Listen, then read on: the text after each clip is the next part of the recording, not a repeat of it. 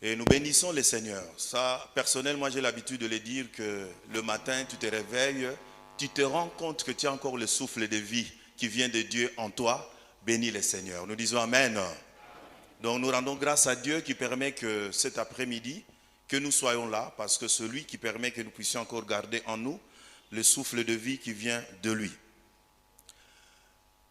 Bien-aimés, la partie que nous venons de lire, cet extrait que nous venons de lire dans la Bible, c'est un extrait d'un chant funèbre que David avait composé à l'occasion de la mort de Saoul et de tous ses enfants. Mais particulièrement quand il avait composé ce chant, c'était pour Saoul et Jonathan son fils. Et pourquoi Jonathan en particulier? Parce que Jonathan était un ami de David. Il s'aimait beaucoup. Et c'est pour cela que quand il a appris la mort de Saoul, tous ses enfants, mais particulièrement de Jonathan, il a composé ce chant et il a demandé à ce que cela soit enseigné à tous les enfants de Juda, parlons tout simplement d'Israël, pour tout simplement qu'ils se souviennent de ces grands héros, ces deux grands héros. Alléluia. Et David, quand il a composé, avant même de composer cela, quand il a appris la nouvelle, il a organisé un deuil, il a pleuré vraiment pour Saoul, pour Jonathan. Et quand il a fait cela, vous savez, ça c'est, nous voyons l'amour de Dieu au travers de ce qu'il a fait. Parce qu'il avait même oublié la méchanceté que le roi avait contre lui, le roi Saoul.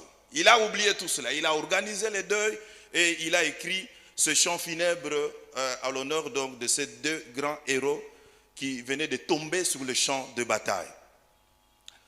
Et c'est pour cela que le thème que nous allons exploiter cet après-midi, nous l'intitulons selon le verset 19, « Pourquoi les héros sont-ils tombés ?» C'est un texte où ce thème, nous l'avons exploité la fois passée quand nous étions en retraite de pasteur ici à la ville de Kinshasa. C'est vrai que nous avons essayé un peu de revoir les choses. Pourquoi les héros sont-ils tombés? En d'autres termes, tout simplement, pourquoi les héros ont-ils perdu leur premier amour? C'est dans ce sens-là que nous allons parler. Alléluia. Bien-aimés, le but de ce message, le but c'est ce que Dieu veut que nous découvrions.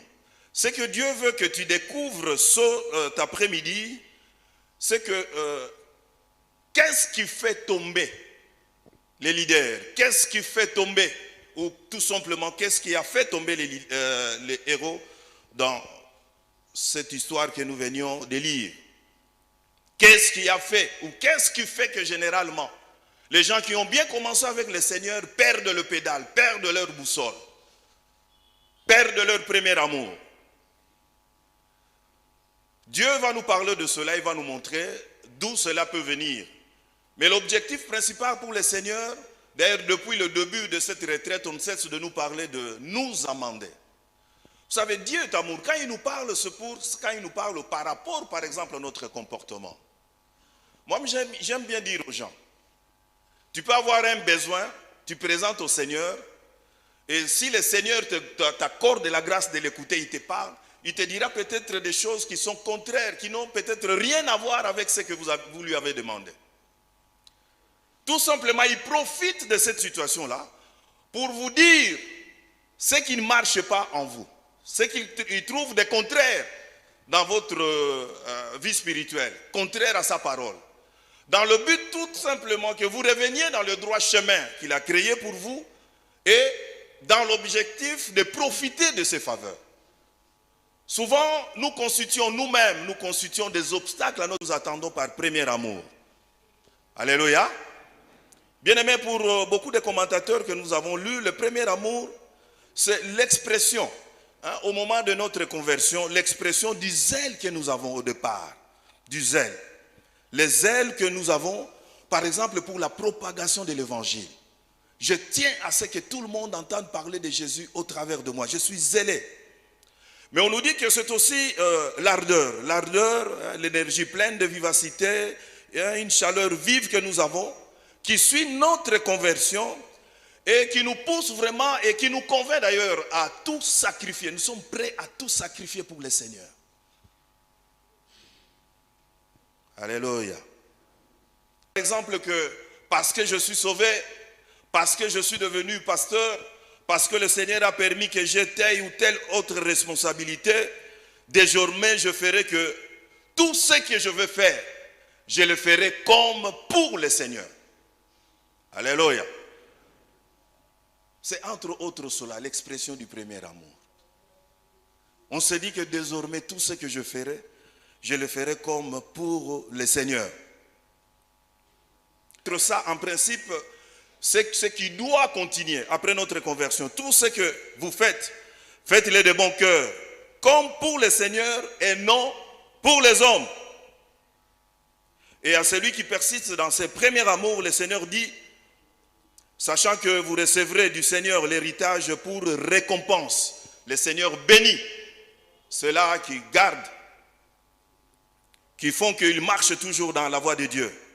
Mais à ceux-là qui perdent cet amour, ce premier amour, à ceux-là qui vont à côté de la voie que le Seigneur avait tracée pour eux, quand vous lisez toujours dans Colossiens chapitre 3 au verset 25, on nous dit, car celui qui agit injustement recevra selon son injustice et il n'y a point d'acception des personnes.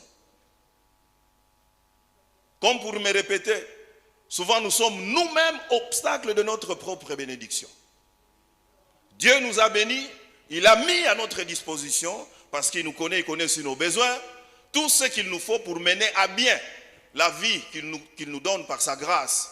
Mais malheureusement, beaucoup d'entre nous, nous constituons nous-mêmes des obstacles qui font que nous ne vivions pas ce que le Seigneur nous a promis. Alléluia. Et qu'est-ce que nous attendons par héros? Parce qu'ici, on nous dit, pourquoi les héros sont-ils tombés?